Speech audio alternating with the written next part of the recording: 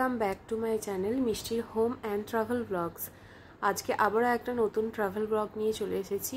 আবারও নিউ টাউনকে নিয়েই চলে এসেছি। আগের দুটো ভিডিওতে যারা দেখেছেন তারা জানেন যে নিউ টাউন স্মার্ট সিটি হিসেবে নিউ টাউনকে কেমন লাগছে সেরকম একটা ভিডিও আপনাদের কাছে উপস্থাপনা করার চেষ্টা করেছি। আর তার আগের আর একটা ভিডিও, সেটা হচ্ছে নিউ টাউনে ইকো পার্কে যে 7 নিউ ওয়ান্ডার্স ইন দ্য ওয়ার্ল্ডের তালিকাভুক্ত যেসব মনুমেন্টগুলো রয়েছে সেগুলোকে ইকো পার্কে একই জায়গার মধ্যে সেই মনুমেন্টগুলোকে নকল করে যেভাবে সাজানো হয়েছে সেটার ভিডিও আপনাদের সাথে শেয়ার করেছি। আর আজকে আপনাদের সাথে শেয়ার করব নিউ টাউনের হরিণালয়কে অনেকে ডিয়ার পার্ক হিসেবেও চেনেন। এখানে যারা আলিপুর চিড়িয়াখানার মতো ভিড় এড়িয়ে চলতে চান, বাচ্চা পরিবার নিয়ে সময় কাটাতে চান, তাদের জন্য বলবো এই পার্ক একদম উপযুক্ত পার্ক। এই হরিণালয়ে বিশেষত আমি শুনেছি 50টার ওপরে প্রায় হরিণ রয়েছে। আর এই যে ঢোকার শুরুতেই এখানে হচ্ছে মাকাও পাখি আছে, এদের আওয়াজ আমি আপনাদের শোনাবো।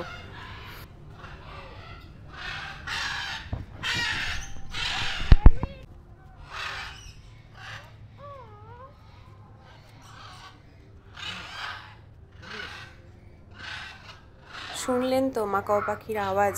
প্রচুর মাকাও পাখি আছে, একসাথে সবাই ডাকছে। আওয়াজটা পুরো পার্ক জুড়ে যেন প্রতিধ্বনিত হচ্ছে। খুব সুন্দর করে সাজানো একটা, বেশ পরিপাটি করে সাজানো একটা পার্ক।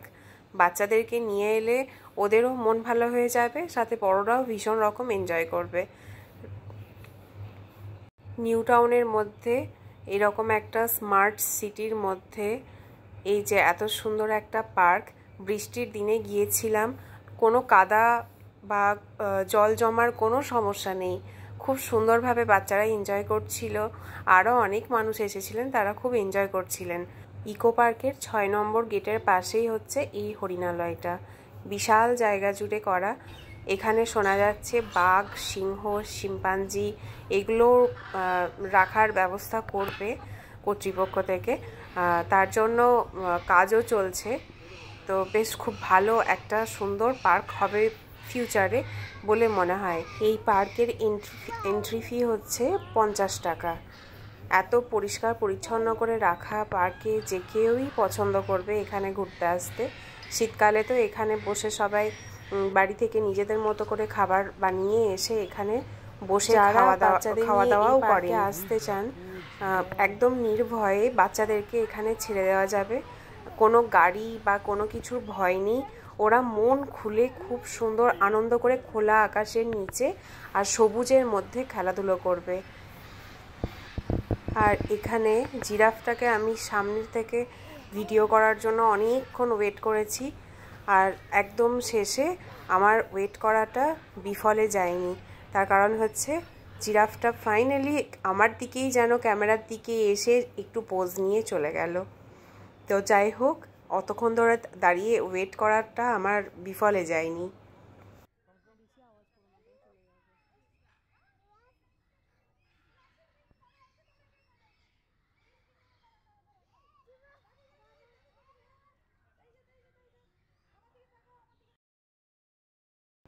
এরপরে নেক্সট কি আছে চলুন দেখে নিই।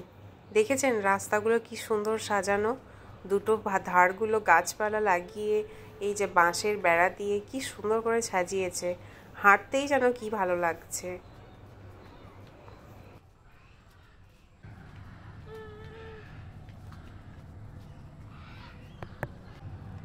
এরপরে এসে গেছি হিপোপটেমাস দেখতে। চলুন দেখি হিপোপটেমাস কোথায় আছে। ম্যাক্সিমাম টাইম তো দেখতেই পাওয়া যায় না, কোথায় জলের মধ্যে ঢুকে থাকে। ওই তো হিপোপটেমাসের দেখা মিলেছে, ওই যে দূরে গাছের নিচে দাঁড়িয়ে আছে।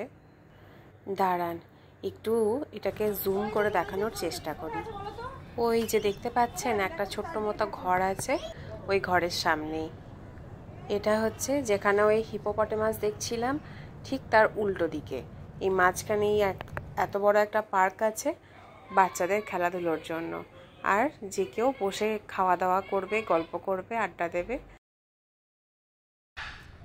এটা হচ্ছে বাচ্চাদের জন্য খেলাধুলো করার জন্য আর একটা পার্ক।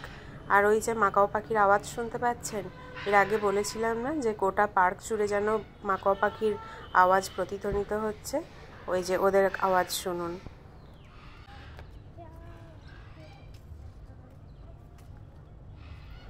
এরপরে আবারও ঘুরতে ঘুরতে চলে গিয়েছিলাম জেব্রা যেখানে আছে সেখানে। চলুন জেব্রাটাকে একবার দেখিয়ে দিই।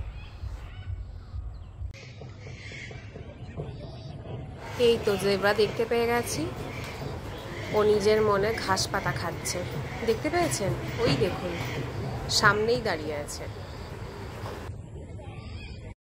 বাস এরও পোজ দেওয়া হয়ে গেল, চলে যাচ্ছে নিজের জায়গায়।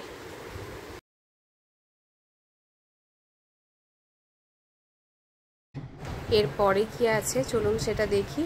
আর দেখার আগে আপনাদের সাথে এই ভিডিওটা একটু শেয়ার করে নিলাম। খুব সুন্দরভাবে সাজানো পার্কের মধ্যেখানের ছবিটা, আর এদিকে ক্যাফে আছে। চলুন যাই, আর কি কি আছে সেগুলো একটু একটু করে আপনাদের সাথে শেয়ার করে নিই। এরপরে চলে গিয়েছিলাম এমু পাখির কাছে। এখানে যদি বা কোনো সাইনবোর্ড ছিল না, যার কারণে আমি নামটা শিওর হয়ে বলতে পারছি না। ওই ছোটোবেলায় আমাদের বেঙ্গলি মিডিয়ামের জ্ঞানের প্রদীপ ছিল, সেখানে এমু, কিউই, পেঙ্গুইন এদের যখন নিয়ে পড়াশোনা করেছিলাম তখন ওই এমু পাখির ছবিটা দেখেছিলাম। তো সেই ছবিটা মনে করে আমার মনে হলো যেন এটা এমু পাখি। আমি যদি ভুল হয়ে থাকি অবশ্যই কমেন্টে আপনারা জানাবেন, তাহলে আমিও সত্যিটা জানতে পারবো। এরপরে চলে গিয়েছিলাম বাঁদরের একটা খাঁচার কাছে। সেখানে পুচকে মতো একটা অন্য প্রজাতির বাঁদর রাখা ছিল, তার নামটা আমার আর মনে নেই। ভিডিও তো ভালো করে দেখাও গেল না, এত ছোট। এরপরে গিয়েছিলাম কুমির দেখতে। তো চলুন কুমিরটাও দেখে নিন। ওই যে দেখতে পাচ্ছেন হালকা ওই ডাঙার কাছে ভেসে আছে, অল্প একটু দেখতে পাওয়া যাচ্ছে। এরপরে একদম শেষে আর একজনকেই দেখতে বাকি আছে, কে বলুন তো? অবশ্যই হরিণালয়ের হরিণগুলোকে। যদিও বা সেগুলো স্পষ্ট ভিডিও আমি আপনাদেরকে দেখাতে পারবো না, কারণ ক্যামেরার ভিডিও কোয়ালিটির কারণে। আর অনেকটা বড় জায়গা জুড়ে হরিণগুলো ছড়িয়ে ছিটিয়ে ছিল, ওরা ছুটে বেড়াচ্ছিল। দেখাতে পারলে খুব ভালো লাগতো আমার নিজেরই, কিন্তু দেখাতে পারলাম না। এই যে ওই দূরে আছে হরিণগুলো। এবারে আমি এসে গেছি ভিডিওর একদম শেষ পর্যায়ে। ভিডিওটি আপনাদের কেমন লেগেছে সেটা আমাকে অবশ্যই কমেন্ট করে জানাবেন। আর যদি আপনাদের ভিডিওটা একটুও ভালো লেগে থাকে তাহলে লাইক, শেয়ার আর সাবস্ক্রাইব করতে কিন্তু ভুলে যাবেন না। আমার ভিডিওর ভিউয়ার্স যারা আছেন সেটা খুবই কম সংখ্যক, তবুও যারা আমার ভিডিও দেখেছেন বা দেখছেন তাদেরকে আমি অসংখ্য ধন্যবাদ জানাই। আরও একটা কথা বলতে চাই, এই যে আমার ভিডিওতে 10 থেকে 20টা যে ভিউ হয়, সেসব ভিউয়ার্সদের কাছে আমার একটা রিকোয়েস্ট যে তারা ভিডিওটা দেখার পরে তাদের ভালো লেগে থাকলে প্লিজ একটা করে লাইক দিয়ে দেবেন। আবারও একবার ধন্যবাদ জানিয়ে আমার এই ভিডিওটি এখানেই শেষ করছি। চলে আসবো ইনশাল্লাহ পরবর্তী আবারও কোনো একটা নতুন ভিডিও নিয়ে।